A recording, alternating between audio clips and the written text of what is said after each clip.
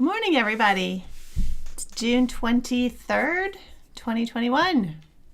Happy summer, solstice, and all the rest.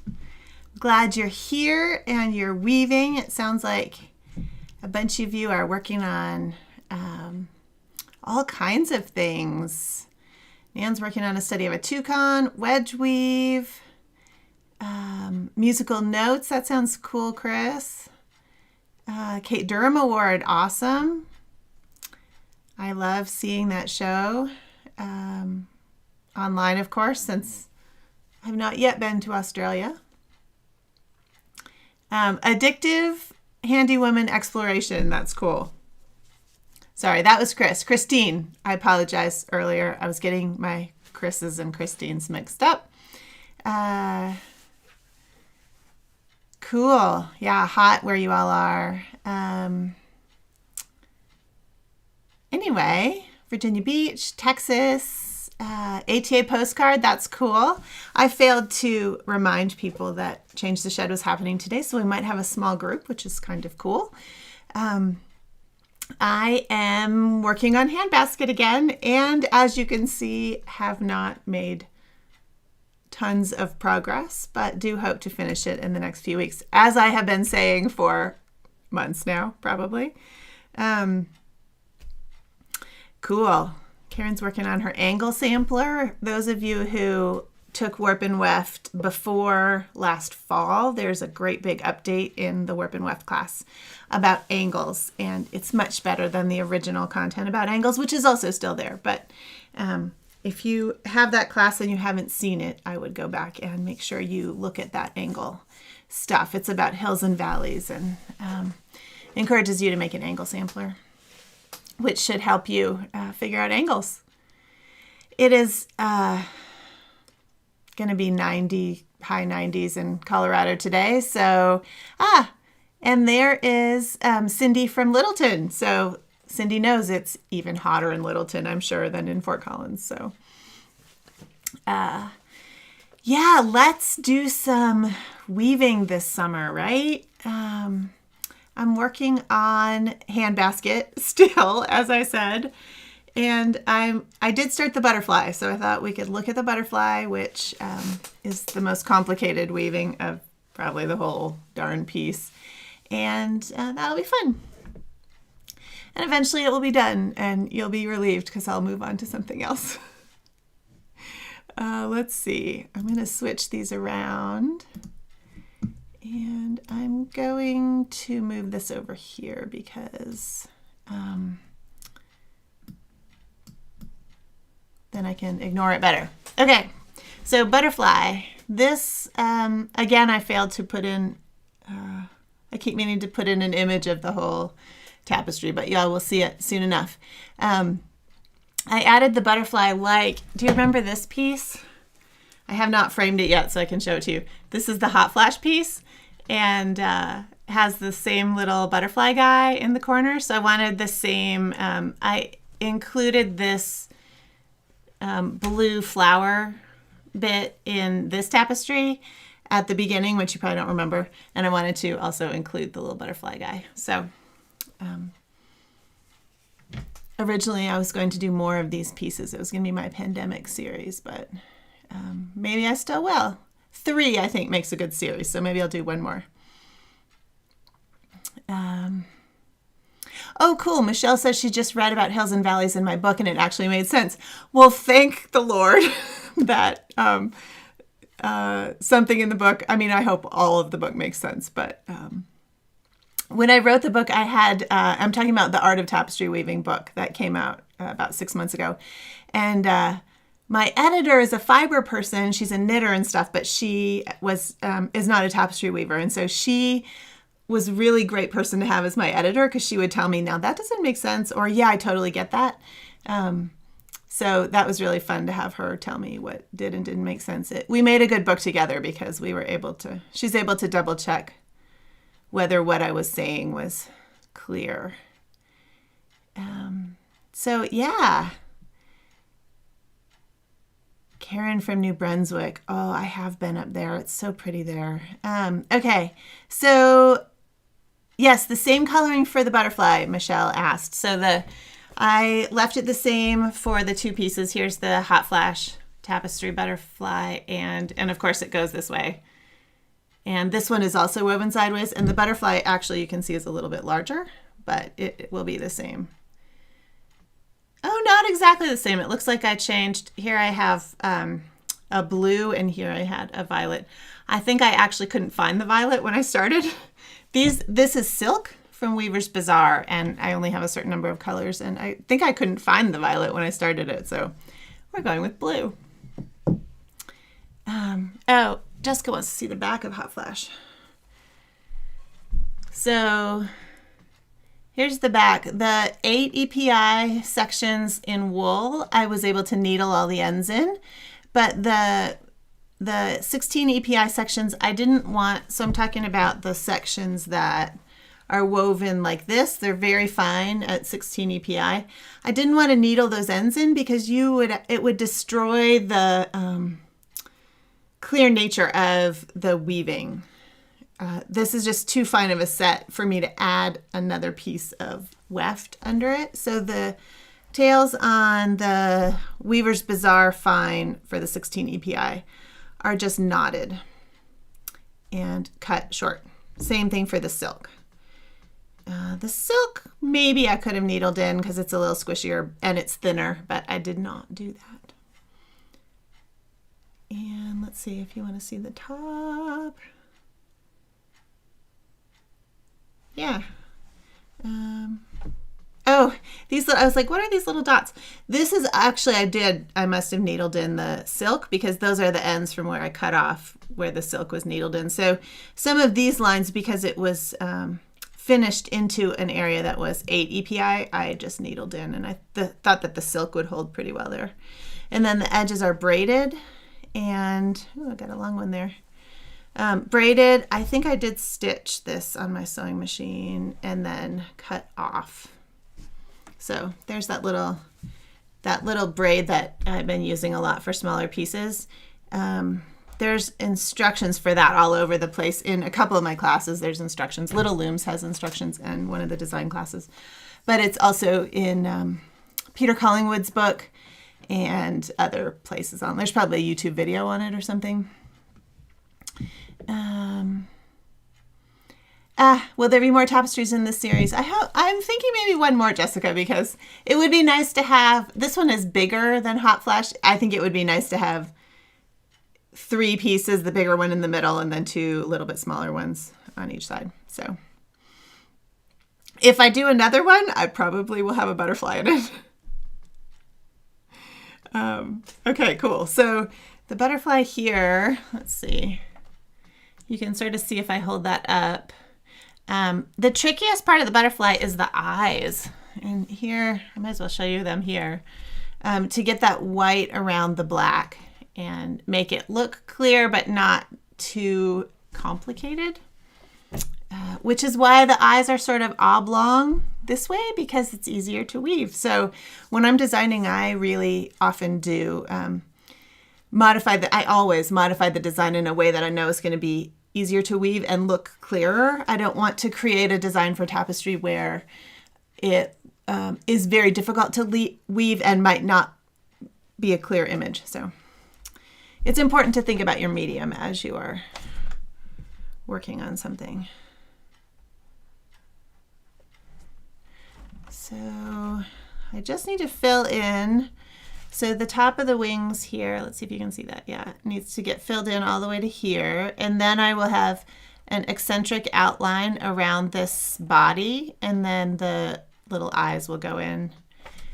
And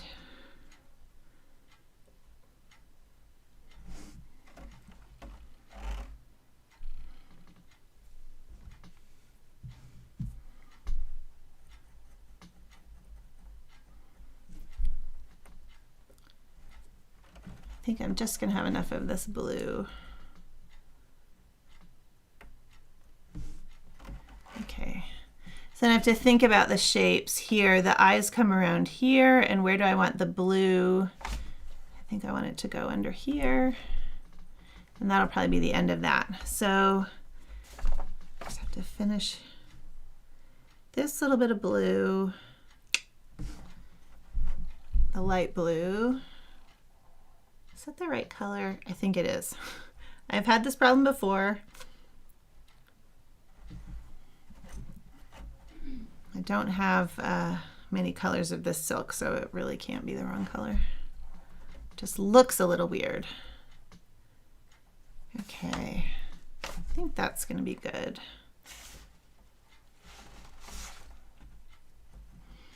So then if I think about the eye is going to go in this hole, I think it will go to this warp. So I want my outline to go here.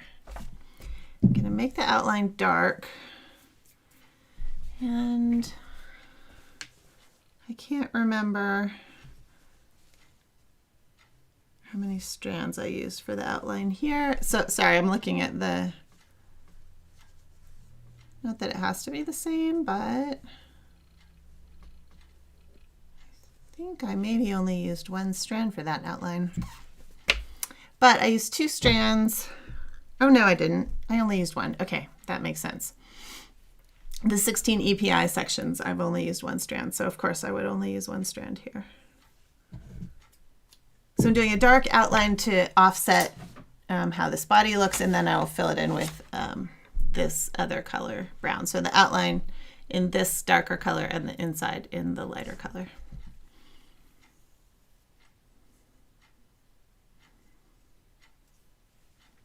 All right, okay, so I have to remember I actually have a shedding device set up for this.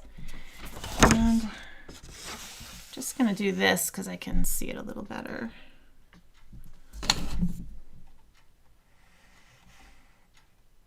Oh, see there? Can you see that? You might not be able to see that. Let's see. Let's do that. When I open the shed, and this is where I want to put it in, can you see that this is in the wrong shed right there? Everything else is in the right shed. So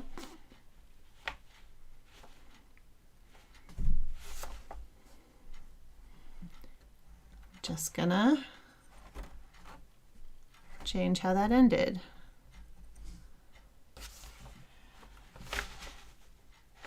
Nope. I guess I could take that part out, but let's do that. Okay, now we should be right.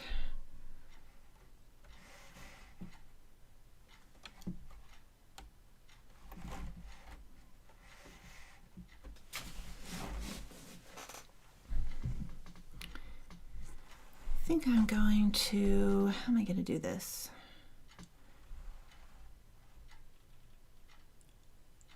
I want a full sequence, and I could use the tail on the other side. So my brain there was thinking this brown goes up the edge of this shape, but it doesn't go up the edge on this side. So and I want a full sequence, so if I leave if I start it here and go this way and then come back, I will have a longer tail over here to do this part without creating more tails. Don't know if that makes sense, but okay. Let me just see this again. Okay.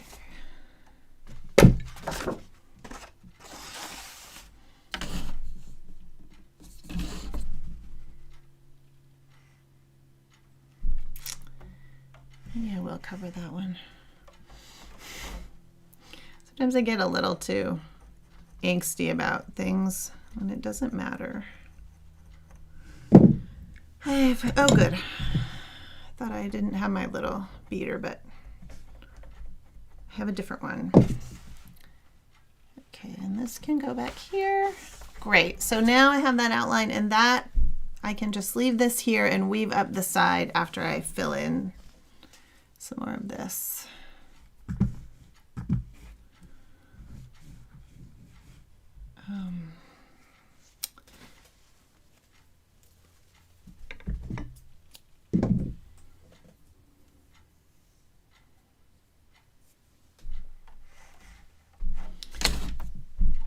I'm going to start at the bottom and weave I'm not going to weave eccentrically because I want this to be a nice flat fabric and not all weird and bubbly.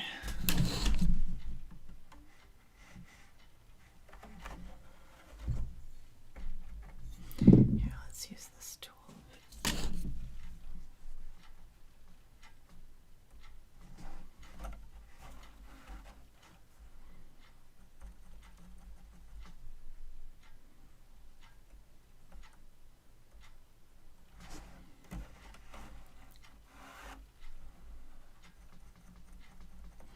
Yeah, I'm really, a couple of you are working on postcards for the ATA postcard exchange, so I'm really excited to see. I think that it was for the ATA has a fundraiser every Valentine's Day, and I think something was different this year, but they're doing this postcard exchange called Heartscapes. So I've seen a couple weavings of hearts, and I'm sure there are many, many different ideas that are going to come out of this postcard exchange. So I always look forward to seeing all the pictures. I didn't have time to do it this year, but it's a really fun thing to participate in. Sometimes postcard exchanges end up in a show. This particular, I think ATA pairs you with someone and they just send your postcard to your partner, and then they get photographs that they put up on an online show. Okay.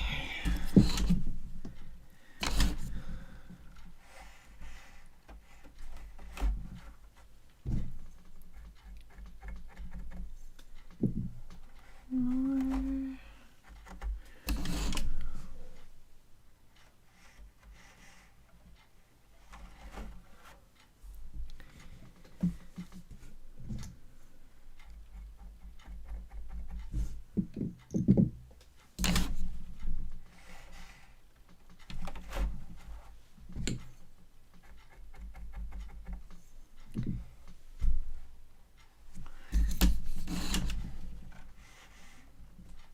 I feel like you can probably see this better. I should look in the on the computer screen. I think you can probably see it better than I can right now.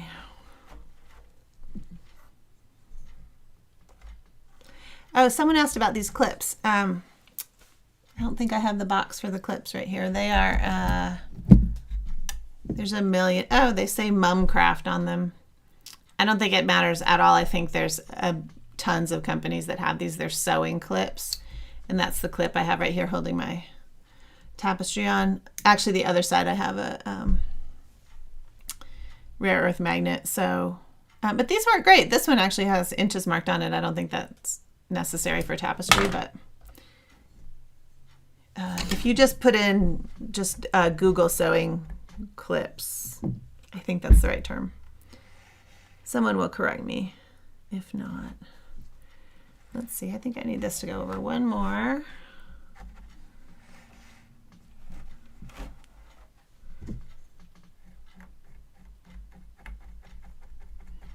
Let's see.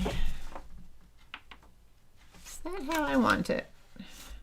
So here I'm thinking about how many warps do I have for the white part of the eye and the black part of the eye, and it looks like I have left 1, 2, 3. I've only left 5 warps total, but if I have 2 for the white and 3 for the black, that should be okay. So I think we're good.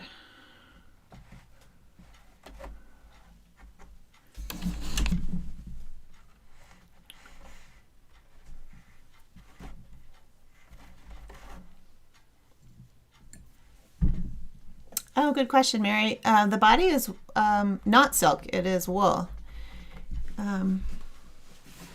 Part of that is I was thinking about when you see like a moth's body, I'm more familiar with moths than butterflies, and this doesn't have to be realistic anyway, but their bodies are real fuzzy, so like not shiny like the wings, so I wanted to make it wool for that reason, but also I don't have any brown silk, so, and I wanted it to be brown. I also don't have any silk that I could have dyed, and I probably wouldn't have taken the time anyway, so it is wool. The outline and the body part.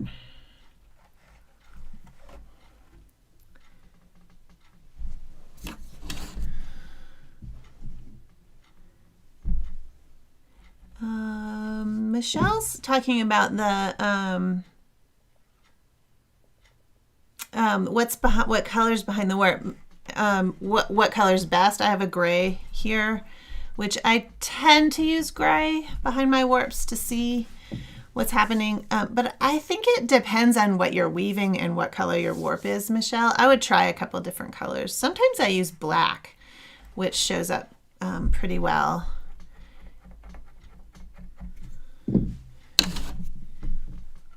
I think this might be better if it was actually a little bit darker, the gray, so.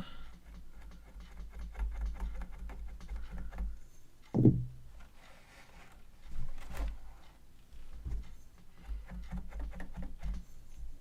right, so then I'm thinking about how far over do I want this little body piece to go? And then of course, I have to think about the fact that there's a line coming in here at that, this is the top of this center portion of the tapestry. And then there will be a background color here that has to fill in this part. So if this little body part comes over the edge, I can't finish weaving it right now. Oh, it does. Because I have to fill in the background shapes first, if that makes sense. So let's do the eye, and then I will fill the rest of this in, and then I might be able to put the actual line across. So the eye, I'm so cheating today, just looking at how I did it before. I did not have an outline around the eye, and I think that I'm going to do that again. I believe I used white silk. Yep. I used black wool for the eye balls, but I think I'm going to try black silk because I do a black silk. We'll see. I mean, this silk is thinner than the wool. It's about half the size, so I'm using 2 strands.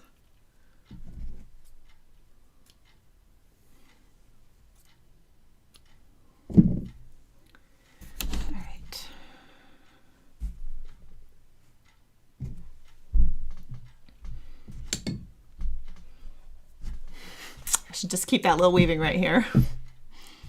I also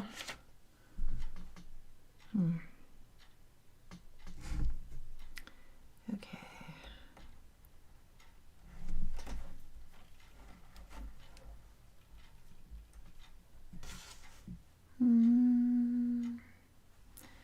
Okay, we'll go 4 warps.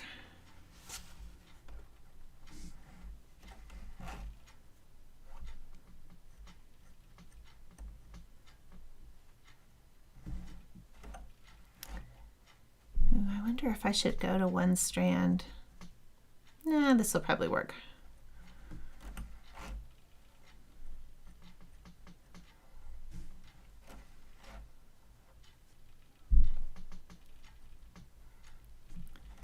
That's what I was thinking, Marla. Marla said the black silk would make them shine, so that's what I wanted to try.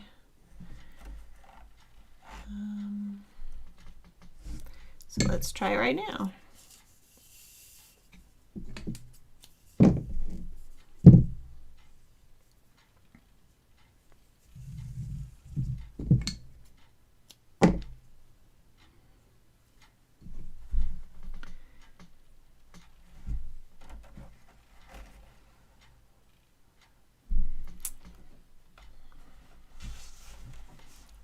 So tiny little things are tricky because one difference in where your warp is play, or where what weft goes over what can really make things look different. Okay, so what did I say when I was talking before? I had 2 for the white and 4.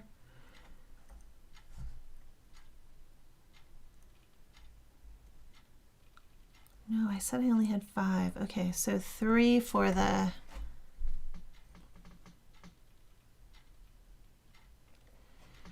think I'm going to make it 1 wider because I think it's just going to be not going to look right. I'm going to make this top of this eyeball a little bit higher at the very top. Can always take it out and try again.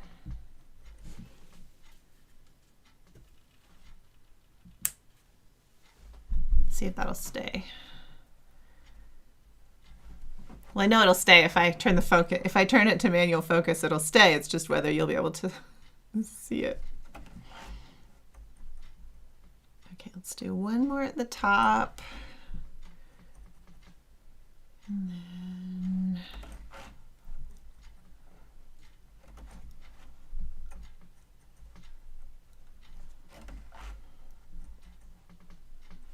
I don't like this little, see how there's a, I want it to be rounder there. I don't like how that white part goes down in there. So I can take it all out, or I want there to be a little bit more blue in there.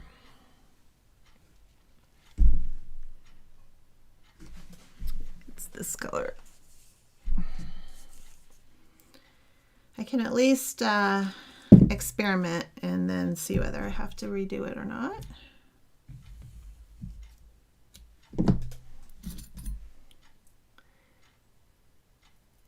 Looking for a needle. Here we go.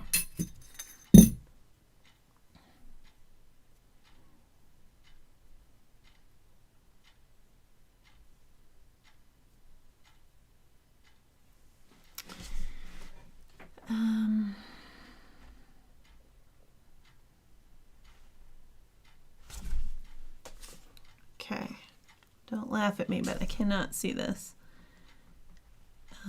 Okay. This isn't something I do that often, but I think I just want to see if this will look better if I add a couple little bits of blue in here. And I'm going to fumble. I'm going to fumble through this, y'all. I think a smart thing to do would be to take it out, but I just want like 3 more stitches here.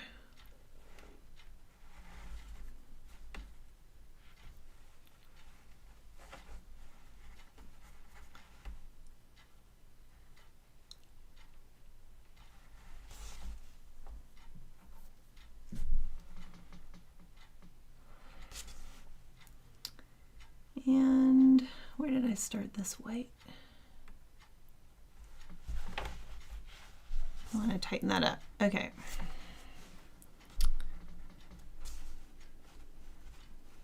That is better. I just wanted a little curve at the bottom of the eyeball so that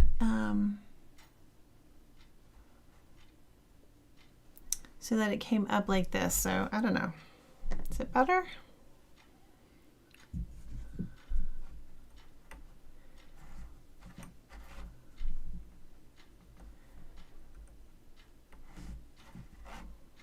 It's not cheating, but it is lazy because I probably should have just taken that out.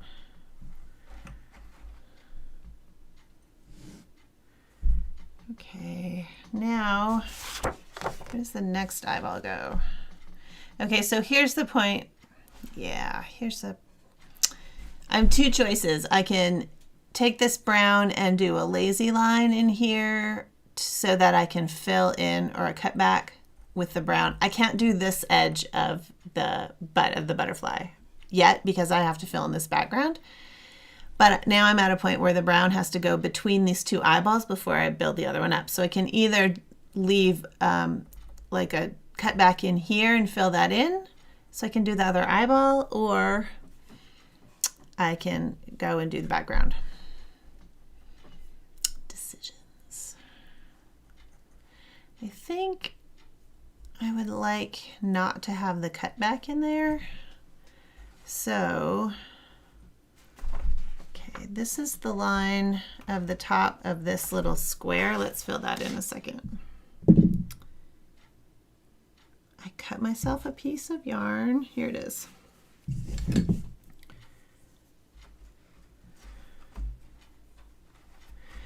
So we're just going to fill in this last piece in the corner here.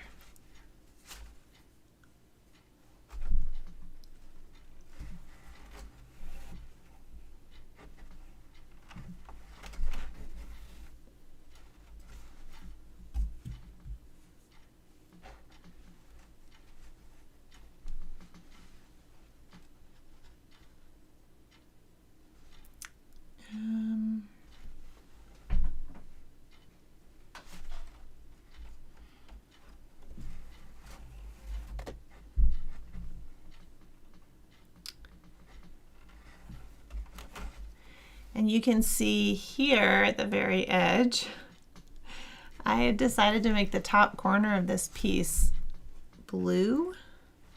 Instead of, the whole thing was going to be flames, and then I started feeling like, well, we survived 2020, and things are getting better, pandemic-wise, so maybe I should have a little hope in the corner, which was where the blue and the butterfly came from. So that's the idea there.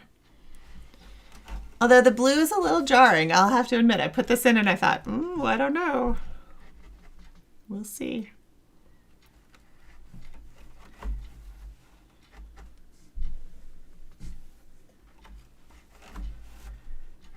So then the nice thing about this double set is that the fluffiness of the wool just covers up where that edge is and makes it look smoother than it actually is.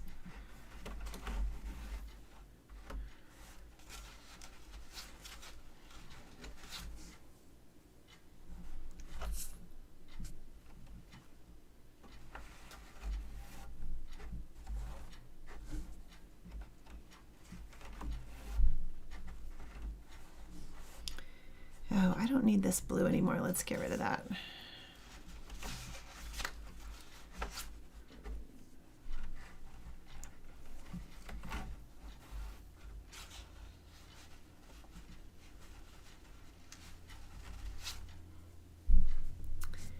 And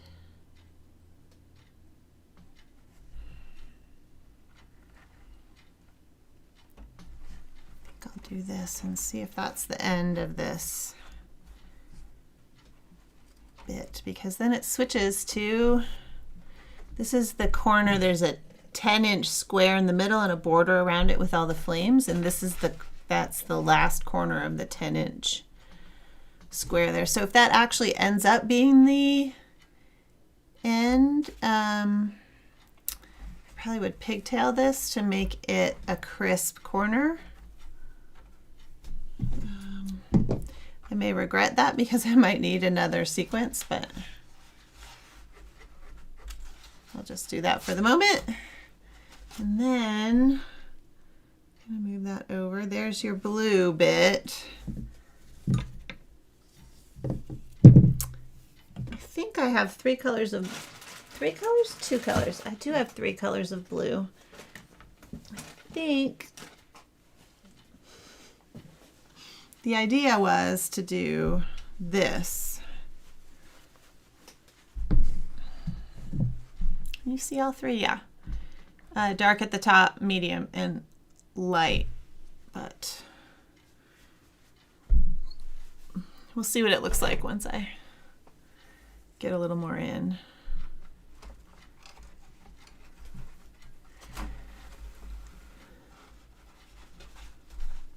There's one more tiny flame in there. I think that would be smart to do. gonna butterfly this. It's super long.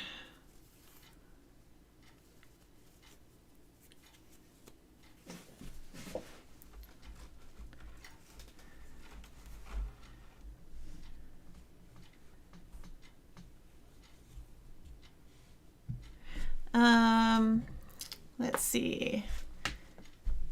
Vicky says, yeah, here it is, Vicky. Does that help? The white goes around the whole top, but it doesn't go at the very top. But so yeah, it might be good for me to bring that white up a little farther. I might have to take that eyeball out, which I can still do. Sometimes you don't really see it. It would be nice to have the white come up a little bit farther. I think this isn't.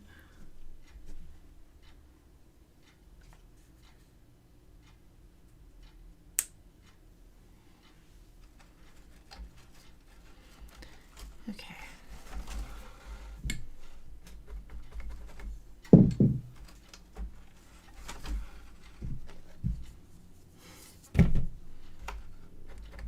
So then, like, I've done all the rest of these. Y'all have seen a lot of this kind of weaving because I did it in the hot flash piece too, where I'm doing filling in a shape and then doing an outline.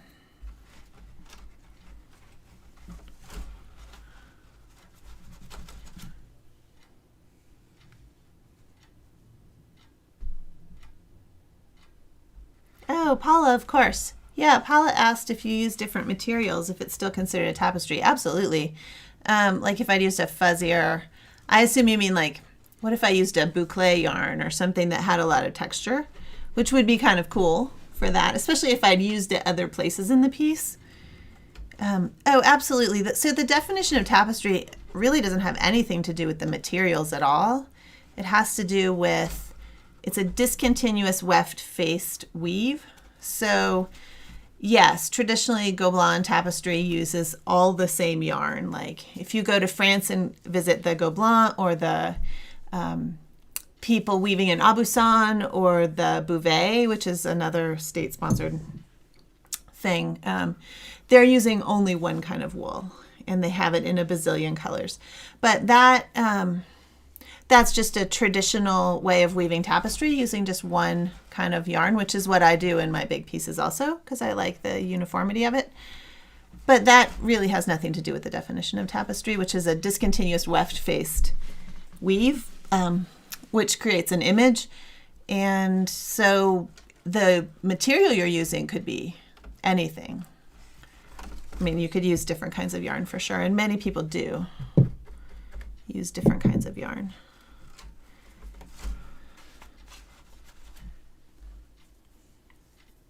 Tapestry is more about it being image-based, and discontinuous weft means exactly this, that the color is changing. It's not like when you're weaving a floor loom, like towels or something, and you have the same weft that goes all the way across back and forth. That's not tapestry. Tapestry,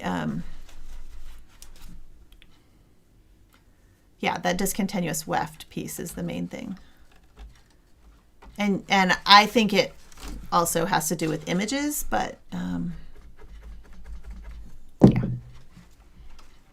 There are many definitions of the word tapestry, and our English language loves the word tapestry. If you've ever just put the word tapestry into Google, most of the stuff that comes up isn't about weaving at all.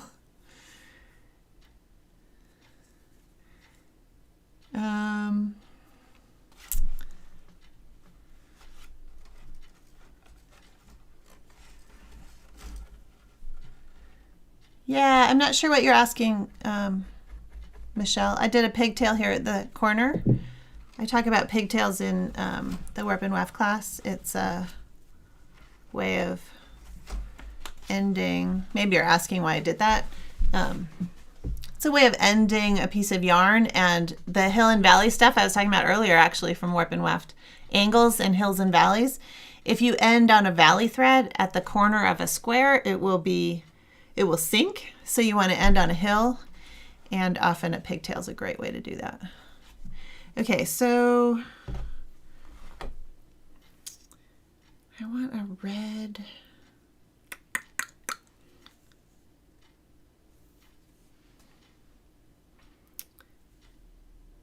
Trying to decide whether to do this eccentric, eccentric split weft thing or not, but I'll just do it. So here's a pigtail, Michelle. I'm going to go, because this is coming out the front right here, and I want this tail in the back. That's another reason I used pigtails. Bring it to the back, which creates a float on the back of the tapestry. And then around the front, that's a pigtail. And this is just going to end right there. And then I need the red silk.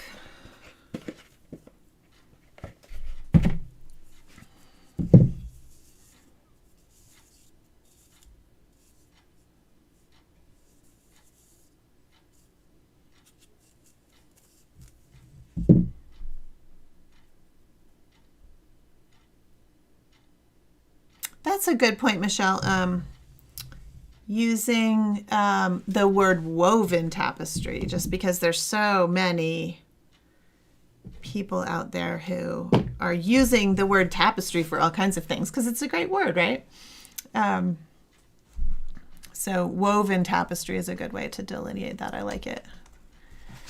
Okay, so as I was cutting this, I was thinking, how can I use just one strand instead of... Okay, so the red and the blue went in the same shed. Let's see. I'm going to fill that in with red, and then I'm going to use those tails again, if I remember, to outline the top. Now I need red.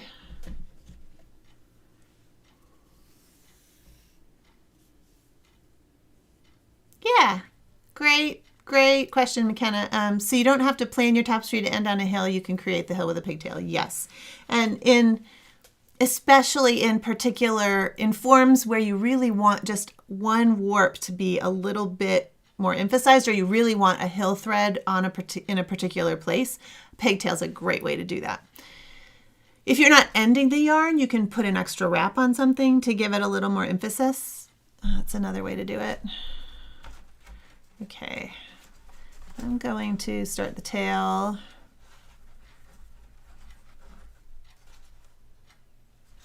here and then fill this in.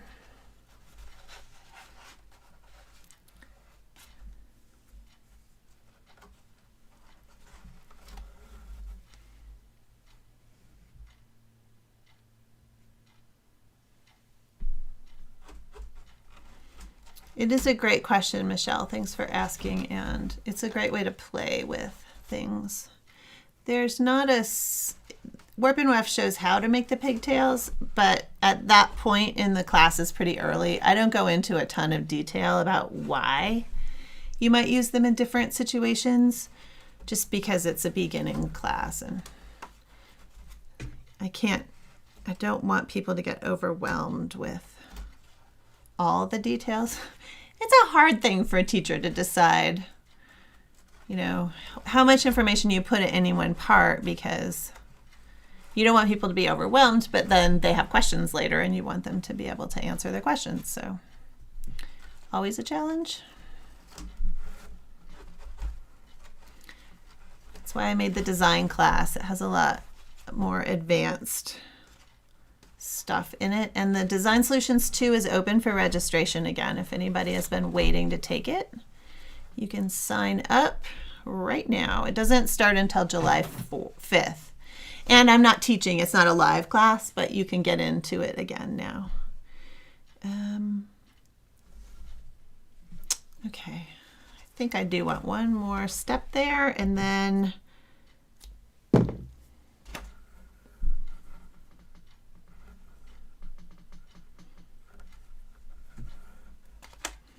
losing track of time today. Just having a good old time, everybody. I'm gonna bring this back down.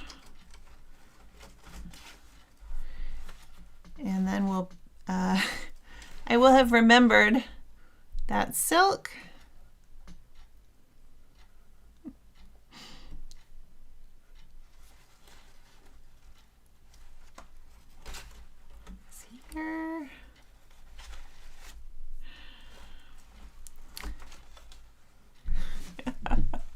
I totally screwed this up. Okay, it split the thing, brought it up in the wrong spot. It's all right. I'm gonna put a needle on that and see if I can fix it.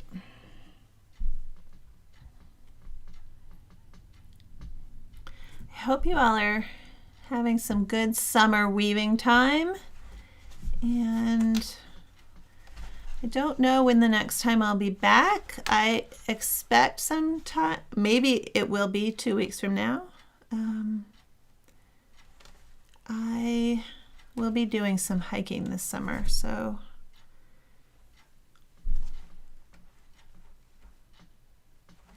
oh, that's what I did. Oh, there's a pigtail there. That's what's screwing me up. So pigtails can really mess you up, Michelle.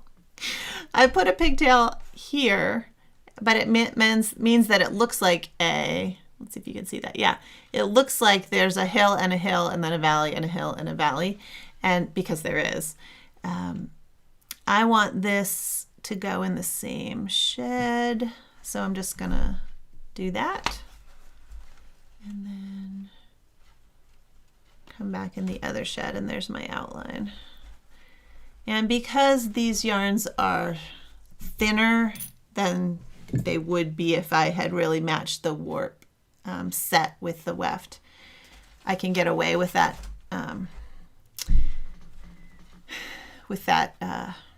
little cheat there, and it will cover and not leave lace.